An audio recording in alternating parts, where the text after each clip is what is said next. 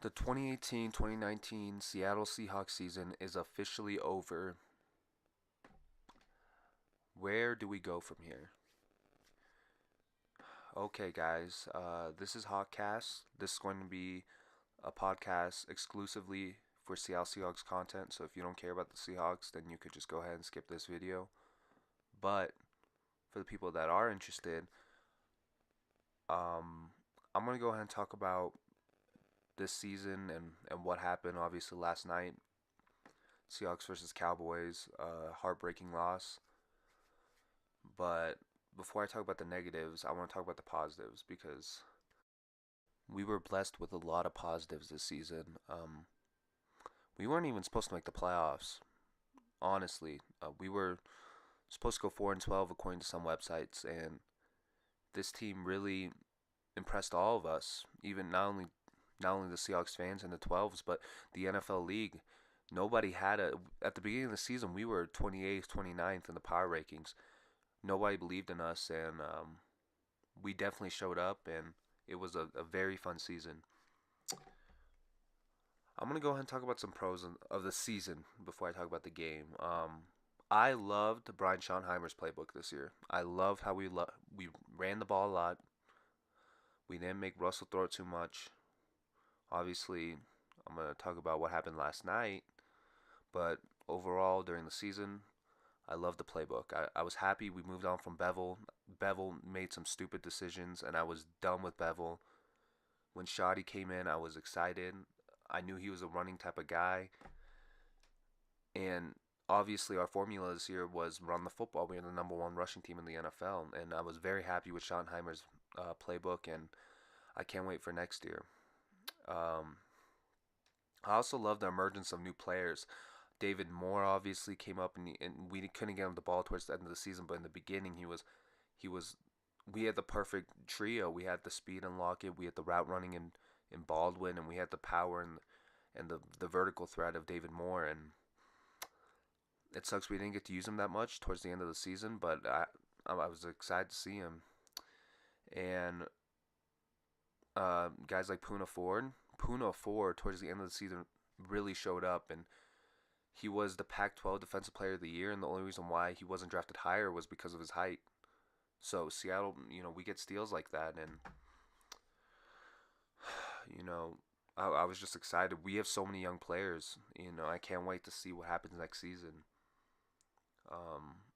Obviously Shaquem didn't get to play that much this season. Shaquille Griffin, you know, we'll get to him later. We'll get to him later, but just overall during the season, the emergence of new players and the youth on this team is just so exciting, and can't wait to see what happens next season. Some of the cons of the season were too many inconsistent players. We had a lot of inconsistency. We had Shaquille Griffin. I'm gonna get to him real quick. He had a lot of good plays. He had the two picks against Mitchell Trubisky, but there's some games where he could have played a little better, and the whole situation with Michael Kendricks throughout the season. Is he gonna play? Is he not gonna play? And the court situation, and we there was just, I feel like even though we didn't have a lot of drama, there was still some injuries that lingered throughout the season. Doug wasn't 100% throughout the whole season. Our offensive line kept getting busted up during the season, and we had injuries. Posick had to step up a lot of times for Fluker, and Posick played okay. There were some times where, especially in the San Francisco game, where Posick struggled, but and Joey Hunt and our backup linemen showed up, and Chris Carson and Mike Davis, and Penny, they were at some point in the season a little banged up too. So Lockett obviously last night got injured, and he came back, but defensive side of the ball, our corners were a little banged up. KJ could not play any games this year. Even week one, he was questionable. So I guess all the Seahawks fans expected him to come back the next week, but he ended up missing a lot of games, and it sucked not having him in the lineup. And just overall, Earl broke his leg early, and I was just really proud of all the guys that stepped up. Tedrick stepped up. he played phenomenal, and he's played great, and I was just overall just proud of the team this season. And going 10-6 was around the ballpark at us going either 9-7 or 10-6. I was super proud of the guys this season, and honestly, I cannot wait until next year. We've got our playoff experience in for a lot of those young guys. Now let's take that and put that experience for next year and use that next year. All right, I'm gonna go ahead and talk about the heartbreaker last night, Seattle versus Dallas. What happened? Okay, I did not make the video last night, even though I wanted to. I didn't make it because I was very emotional, and I knew that my emotions would be talking, and I need to wait a little bit and let it chill out. Now my emotions are a little lower. I could have my own opinion without getting too mad, and these are my opinions. Last night was offensively one of the worst games I've seen in a while. Offensively, obviously I've seen worse, like the Minnesota game. That was terrible, but this game is.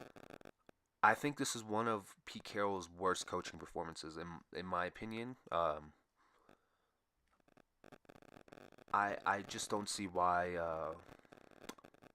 Obviously, I'm not the coach, so I don't wanna I don't wanna sound like I know what I'm talking about. But Russell Wilson is the playmaker on the team, and I don't understand why we did not put the ball in his hands more often. We ran the ball almost besides the last drive where we were forced to throw the ball. We ran the ball almost 8 more times than we threw it. Now I understand that we're a running team, but Chris Carson was averaging just a little over 1 yard per carry. Just a little over 1 yard per carry. It came to situations where we were running it the first 2 times, and then we would get into these third and longs, and Dallas at that point knew we were going to pass it, and that's why it's so easy for them to stop it. Dallas, it seemed like they knew we were going to run it every time on first down, and they were just bringing the blitz, and they were stacking the box, 8 guys in the box, and we cannot run the ball against them. I was yelling at my TV the whole time, hit him with the play action, open the run game by passing the ball. You don't have to. A lot of people say open up the passing game by running the ball. You could easily open up the running game by passing the ball a little bit. I felt like we definitely needed to let Russell throw the ball a little bit more, and it sucks because I felt like we were right there. We're always right there in all these losses this season. The loss to the Rams, we were right there. Both games, we were right there. The loss to the Chargers, we were right there. The earlier 2 games in the year, Denver, Seabass missed a field goal, 2 field goals. He missed it, and then a penalty. He had another try. He missed it. He missed another one, and we ended up losing by 3 in that game. Chicago, we didn't have the same identity. We weren't running the ball that often, but I felt like every single one of these losses this year, San Francisco, we're always in the game, but we always, there's something during the game that messes up, like a turnover or a simple penalty, and penalties have killed us this year. Towards the end of the season, it's killed us. We've always Earlier in the season, penalties weren't an issue. Like, they weren't as much of an issue than it was. I think it started in that San Francisco game where we had over 100 yards of penalty yards. Like, come on, penalties killed us, and penalties killed us last night. If you look back, we had after the KJ Wright interception in the end zone, we had Russell threw to Nick Vanette for 6 or 7 yards, I forgot, and then holding on Justin Britt, an unnecessary hold. I don't even know. I don't even want to get started on the refs because there was a lot of bad calls, but we can't blame the refs for a loss, especially in a playoff game. We can't let the refs decide the game. Then it was 2nd and 20. Then Russell threw, or 1st and 20 or whatever it was. Then Russell threw the 5-yard ball to Doug. And then DJ had the personal foul, which was completely unnecessary. We just, there were small things like that, or even on Dak Prescott on the drive, like 2 key stops we need to have on 3rd down. KJ gets the pass interference, which was questionable. I'm not going to talk about the refs, but that is a penalty. And then literally the next first, I mean, the next third down, Justin Coleman on Cole Beasley gets called for a pass interference, and that's another first down. And just defensively, I mean, it's a young team, and obviously those two guys who got the pass interference, KJ and Justin, are not like young players. These are veterans on the team. So I just felt like we just shot ourselves in the foot in that game. It was all just self-inflicted penalties and self-inflicted, you know, blows to ourselves. I think that I think for sure we have a lot of hope for next season. I think that we clean up those small things like the penalties and and maybe letting Russell throw the ball a little bit more during the game. I think that'll definitely help us in the long run. I think next year we have a legitimate shot at this. I mean, we were this close, guys. We were this close. We were so close.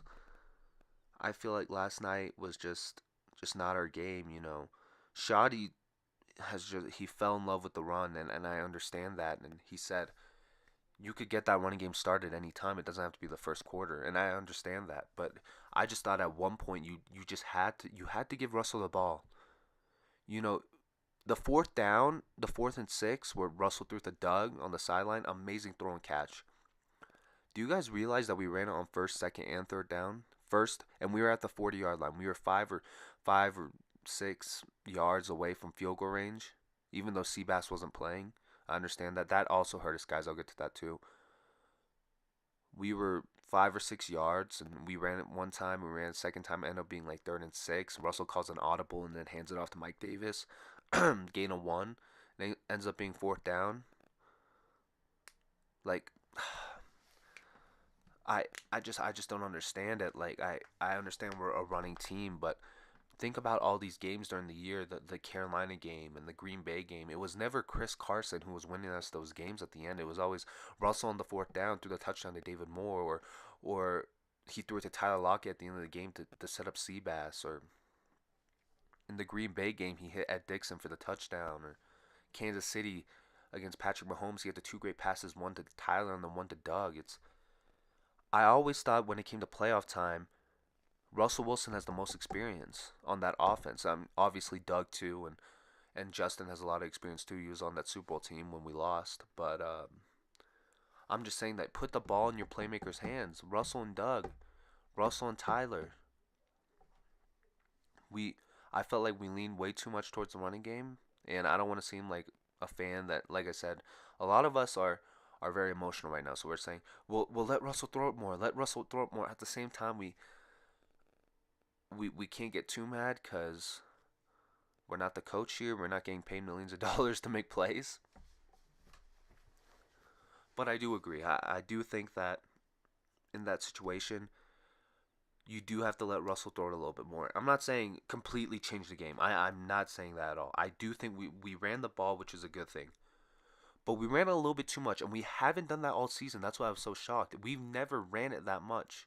And when I say we never ran it that much, I'm saying we're down by that much. We're obviously struggling. Dak and Zeke are slowly starting to heat up, and we throw it that much. And that's what I was saying. Normally, in the middle of the season, we wouldn't do that. That's why I was a little upset about the play calling. Ken Norton Jr. I mean, I'm not mad at the coordinators.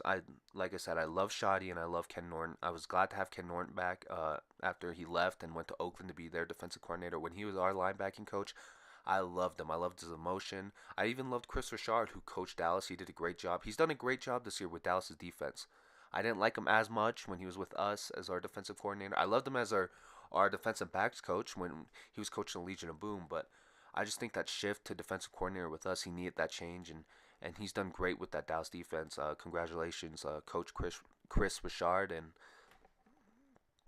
um, just it was just overall a disaster. The game, everything that went wrong could have, like Bass gets injured, pulls his hamstring. That last play with the Dak play where it's 3rd and 14, we just need one stop and Russell will have a chance to win the game, and Dak just runs it up the middle and is barely even touched, and it was sloppy. It was a sloppy night, and It's hard for me to even. I'm looking at the plays right now. It's hard for me to even to watch the game. Props to Dak Prescott. He made a play. He made a play when his team needed it the most, and Dallas deserves to be moving on and not us. And it hurts to say that, but I don't think the team was ready. I now I well now I don't. At the time, I was like, we could go to the Super Bowl. I honestly thought so. I thought we were so close to being the Rams, and I felt like we could match up maybe good against New Orleans. And I think that this is Seattle's mindset a lot. Whenever it's a high-powered offense like a Kansas City or an LA, we love to throw the ball, and because we want to try and keep up with them. Even in the LA win, we did rush the ball a lot. But I'm saying Pete Carroll and Shoddy were they weren't afraid to throw the ball, and as you could tell, Russell had a few passing touchdowns in those games, and even in the Kansas City game, we weren't afraid to throw the ball, and that's what won us the game. But against these teams that love to run the ball and play good defense, we want to do the same thing, and we want to make well, no, we're the best team at running the ball and playing good defense, and we try and outdo ourselves. And I think that we stuck too hard on Plan A, and we didn't have a Plan B. We didn't have a Plan A was run the ball, play good defense. Okay, well, Plan B should have been, well, running ball's not working. It's the third quarter. We're down. Dallas is gaining momentum. Okay, maybe put the ball in Russell's hands and see what we could do with it. At least try. We had to try something else because it wasn't working. It wasn't working. Like, I felt like field position was key, and a lot of reasons why we scored was because of field position. Besides that first drive where, I mean, not the first drive, the earlier drive where Russell hits Ed Dixon and then he hit Tyler and then he ran in for a touchdown, or I mean, and kicked the field goal. The only reason why we were scoring is because the defense was putting us in good position. We weren't making these great drives where Carson was ripping out runs, and I don't even know what Chris Carson's longest run was. I think Chris. Let me check real quick. Chris Carson's longest run of the night was 5 yards.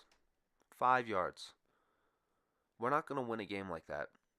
We weren't gonna win. Russell Wilson had his longest was 7 yards. Russell Wilson had a his longest run was longer than Chris Carson's run. Like Chris Carson, I'm not blaming anything on Chris Carson. I thought that he played his heart out and he always does, and I love that motor of his. He's one of the best. But the line, it was just too much. That defensive line at Dallas was just way too much for us, and it was obvious. I mean, Demarcus Lawrence and the rest of those guys, they were just getting to Russell and they were getting to the running game, and it was obvious. We know Chris Carson had no holes to run to, and I do think the line struggled a little bit, our offensive line, in the run game, which sucks because they've been playing well all season. And I thought with the J.R. Sweezy healthy and DJ back healthy, I thought that that would help us, and obviously it probably did. I'm just saying that they did struggle a little bit, and oh, it just sucks. It hurts as a Seahawks fan to watch other teams in the playoffs while your team is out and you have to watch from home. And I'm just happy that we got to see one more Seahawks game, and I legitimately cannot wait for next year. And I. I see a bright future for us. I definitely see a bright future for us. Small mistakes. Brian Schottenheimer, this was his first coordinating job for the Seahawks, so it's first season with us. Don't blame him. First playoff game for him with us, so you can't hate on him too much. He tried his best, and you live by the sword, you die by the sword. I guess that's how we got here. We got running. We were running the ball, and um, yeah, I don't want to be too negative. I want to look at the positive sides because we could be negative all we want about a bunch of things, but why be negative when we know we have a young group of guys that played hard and and are ready for next season and showed a bunch of potential. You know, I can't wait. This defense has a bunch of potential. I definitely think that Shaquille Griffin. I was mad at him last night, and I've been mad at him a lot this season, but he has potential, and I think Trey Flowers. He has potential. He's improved throughout the season. I'm so proud of Trey because at the beginning of the season he was getting burned a little bit. He was getting scored on, but throughout the season he started to step it up, and I see a bunch of improvement from him. I can't wait to see how he plays next season, and guys like I said, Puna Ford, who has been playing great. I don't even have to talk about Frank and Jaron. Jaron has always been a great run stopper, but slowly this year he's been turning into a pass rusher too with 10.5 sacks. I've been so proud of Jaron and Frank Clark. Obviously, I hope we get to keep. I hope like that's a priority. We have to keep Frank. He's one of the best pass rushers in the league, and that spin move is nasty. I love that spin move he does when he's getting to the quarterback, and I can't wait. Tedrick and obviously Bobby will always be a leader. I hope KJ could stay, and a bunch of guys like Austin Kalitra stepped up and he's played great, and Mingo has played great this year, and I know all you guys agree, and I'm I'm just excited. Like I said, I'm not even gonna look at the negatives. I think a lot of guys stepped up this year. Like I said, I could talk about a bunch of players: Jacob Martin, Akeem King, who stepped up, and Quentin Jefferson, and a bunch of guys who nobody really talks about in the league, but are showing a great difference and making a big difference on this team. I'm I'm super excited, guys, and obviously I'm gonna make more videos on the playoffs, my predictions. I'm not gonna stop just because my Hawks are out, but uh,